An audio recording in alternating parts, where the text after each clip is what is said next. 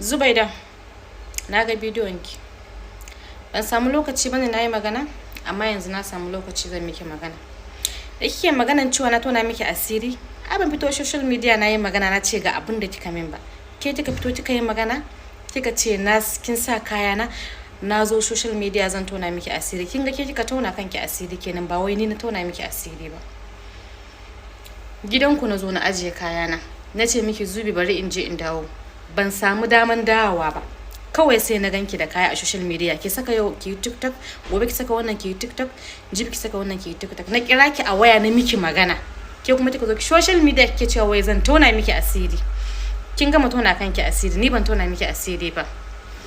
Da farko ma bari in ci gyaran ki. Wai TikTok. To ba TikTok ake cewa ba, TikTok ake cewa. Kuma ni kin riga da kin san bana aran kaya. Duk wanda ya sani ya san bana aran kaya. Baki ji kirari na bane? Samha mai gonan kaya?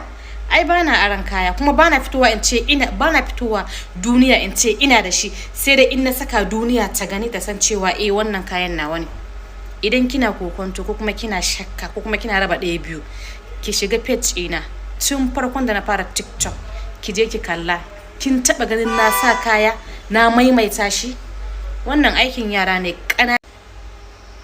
Kuma ina mai baki shawara, ki iya bakinki, ki kama kanki. In ba haka ba, sai na tauna miki asiri kamar yacce kika faɗa.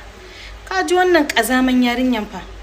To in baki bi ni a hankali ba, duk kayan da kika saka nawa sai na ɗauko su na bidiyo da su nuna duniya cewa wannan kayan nawa ne kika saka kika ringa TikTok da shi kina posting. Yan rainin wayo kawai.